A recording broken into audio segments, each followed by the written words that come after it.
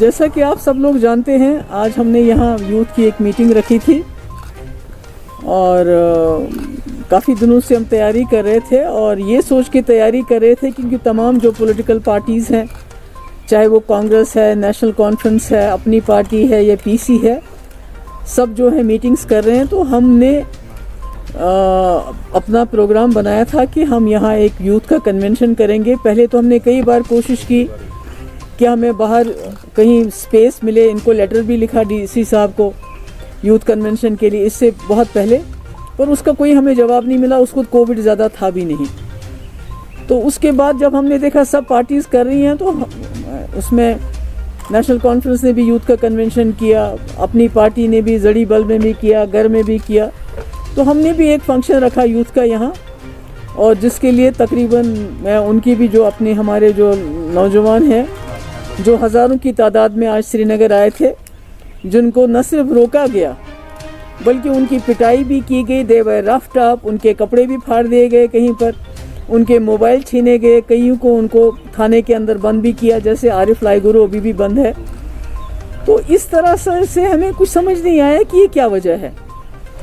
आज भी अनंतनाग में उमर साहब का जलसा है, कल उनका बारामूला में था, उसके अलावा अपनी पार्टी का परसों कोई ज्वाइनिंग थी उनके घर में, जड़ी बल में जलसा था, इसी तरह पीसी का जलसा, इसी तरह कांग्रेस के कई जलसे हो गए जिसमें आज़ाद साहब, मीर साहब, और उससे सबसे बड़ी बात कि हमारे अपने प्राइम मिनिस्टर इस वक्त यूपी में बहुत बड़ी बड़ी रैलीज कर रहे हैं।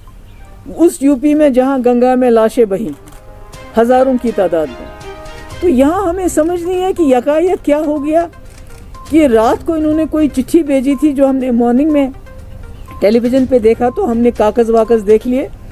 तो उसमें कोई चिट्ठी थी कि भाई उसमें लिखा गया था कि view of the report received from senior superintendent of police Srinagar and covid restrictions in place. It's hereby ordered that the scheduled youth conference that is to be held by PDP at Gupkar is not allowed. तो Covid का PDP के लिए Covid क्यों है? तो हमें लगता है कि जो इनका नैरेटिव है, जो बीजेपी का नैरेटिव है, जो उस नैरेटिव को चैलेंज करता है, क्योंकि ये पूरी दुनिया में, पूरे मुल्क के अंदर बताते हैं जम्मू कश्मीर में सब ठीक ठाक है, और हम उस नैरेटिव को चैलेंज करते हैं। हम बताते हैं लोगों को कि जम्मू कश्मीर में कुछ भी ठीक ठाक नहीं है। यहाँ सबसे बड़ा जो टारगेट होता है वो नौजवान होता है। आज भी उन्होंने नौजवानों को टारगेट किया, क्योंकि एक यूथ मीटिंग थी, यूथ इंटरेक्शन था, जिसमें नौजवानों को जेल, नौजवानों को यूएपीए, नौजवानों के पीएसए, नौजवानों को नौकरियों से निकाला जा रहा है, नौजवानों की नौकरियां जो है बाहर के लोगों को बांटी जा रही है। हर तरह से नौजवान को डिसएम्पावर किया जाता है।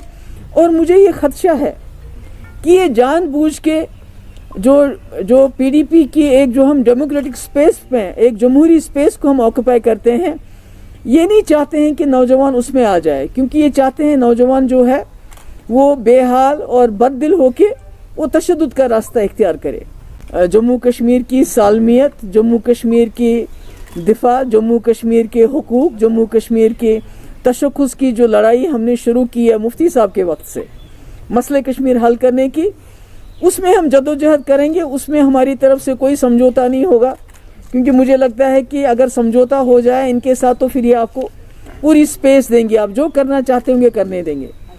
मुझे अनंतनाग, मुझे साउथ कश्मीर जाने ही नहीं दिया जाता है। बहुत मुश्किल से कभी मैं अपने वालिद के वहाँ जाना चाहती हूँ, बड़ी मुश्किल से जाने दिया जाता है। मैं शाहिद के घर जाना चाहती थी, मैं परवेज़ जिसको सोमू में मारा उसको मैं घर जाना चाहती थी। कहीं भी मेरी स्पेस ऑलरेडी इनने बहुत चोक कर दी है। मगर जितनी भी हमें स्पेस मिलेगी, मैं अपने नौजवान बच्चों से भी कहना चाहती हूँ कि आप इनके जाल में मत आइए। ये चाहते हैं, ये आपको इतना ज़्यादा फ्रस्ट्रेट करना चाहते हैं कि या आप ड्रग एडिक्ट बन जाओ, या आप बंदूक उठाओ या पत्थर उठाओ, ताकि इनको आप पे अटैक करने का, गोली मारने का एक बहाना मिले, जैसा ये कर रहे हैं। आपको देखा हमारी सड़कें खून से लथपथ है।